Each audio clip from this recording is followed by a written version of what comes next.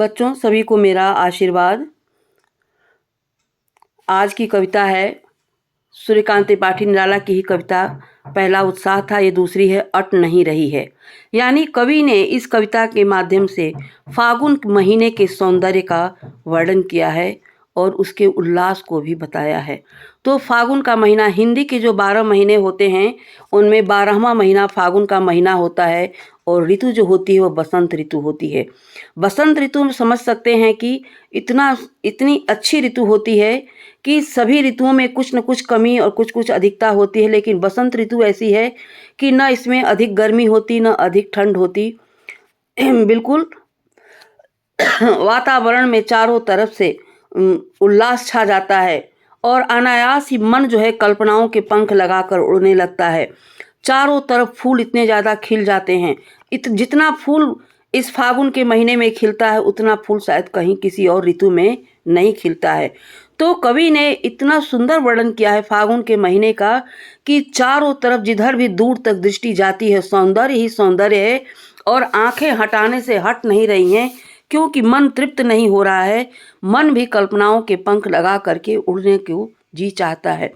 तो जब मन बहुत प्रसन्न हो जाता है, वातावरण बिल्कुल सुगंधित हो जाता है, मादकता से भरपूर, चारों तरफ से हवाएं जो है सुगंधित, आम के बगीचों से, वाटिकाओं से, जितने भी फूलों की तरफ से हवा आ रही है मन को बिल्कुल आह्लादित कर देती है। मन जो है अनायास ही कल्पनाओं के पंख लगाकर उड़ने लगता है। उसी का बहुत ही सुंदर वर्णन किया है। फागुन का महीना यानी बसंत ऋतु का बिल्कुल क्लाइमेक्स होता है, चरम होता है। आप लोगों ने वासंतिक नवरात्र सुना होगा। एक शारदीय नवरात्र होता है, एक वासंतिक। वासंतिक यानी फागुन और चैत, ये 2 महीने जो होते हैं, चैत का आधा महीना होता है, फागुन पूरा, और इधर माघ का आधा। ये बसंत ऋतु का महीना होता है। 12 ऋतुएं होती हैं, हर ऋतु 2-2 महीने की होती है। तो मार्च का आधा, माघ महीने का आधा और फागुन का पूरा और चैत का आधा, ये बसंत ऋतु होता है। बहुत ही ऋतु सुहावनी होती है। चारों तरफ जो वनस्पतियों के, जो प्रकृति जगत में जो दुख का वातावरण होता है, चारों तरफ से नई नई पेड़ों में कोपलें, बल्लरियाँ मीन्स लताएं, सब खिल उठते हैं। वातावरण ही एकदम सौंदर्य से परिपूर्ण हो जाता है। सब जहाँ तक दृष्टि जाती है सौंदर्य ही सौंदर्य, फूलों से लद जाता है और हवा भी सुगंध लेकर के वाटिकाओं से आती है जो पूरे वातावरण को सुगंधित कर देती। उसी सौंदर्य का वर्णन कवि ने यहाँ पर किया है। बहुत सुंदर वर्णन लिखा है। अट नहीं रही है आभा फागुन की तन सट नहीं रही है।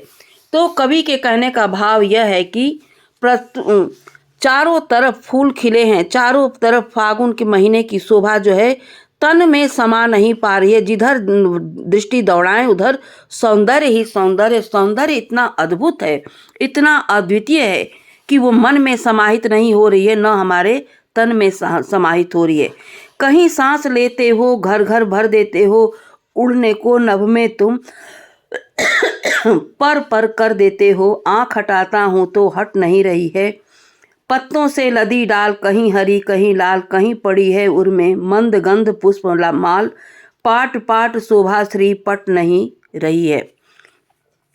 तो कवि यहाँ पर यह समझाता है कि इस समय चारों ओर फूल खिले हुए हैं।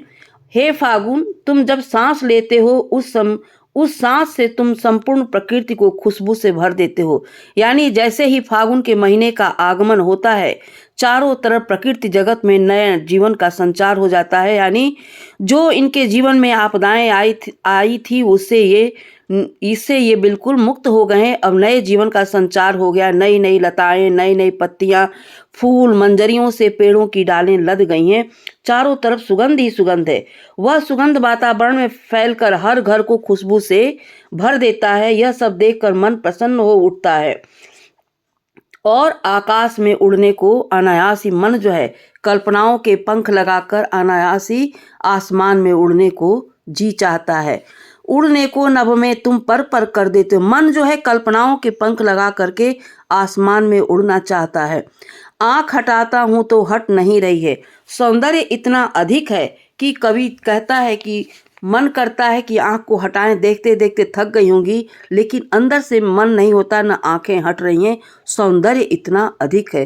कहीं पत्तों से लदी डाल कहीं हरी कहीं लाल, कहीं पत्तों से, नई नई कोपलों से, पत्तों से पेड़ों की जो डालियां हैं वो लद गई हैं, यानी पत्तों से भर गए हैं पेड़ों की डालियां।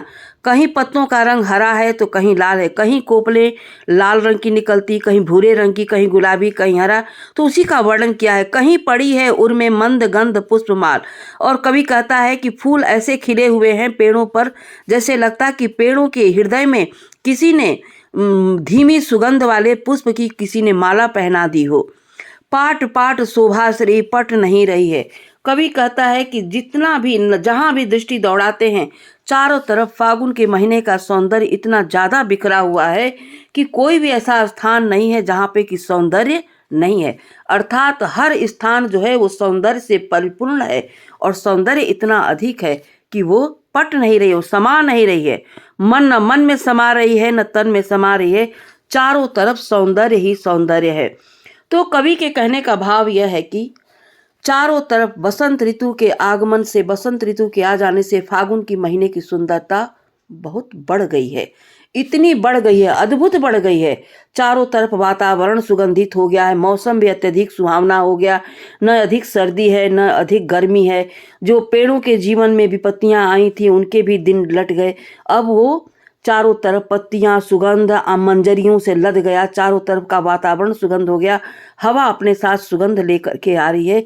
इस प्रकार से कवि कहता है कि किसी ने धीमी सुगंध वाले कोई फूल की माला पेड़ों के हृदय में पहना दी हो। ऐसा लगता है चारों तरफ फूल खिले हैं, सौंदर्य ही सौंदर्य, जहां तक दृष्टि जाती सौंदर्य ही सौंदर्य है। अब हम प्रश्न अभ्यास में आपसे फिर मिलेंगे बच्चों, तब तक के लिए विराम दे। नमस्कार।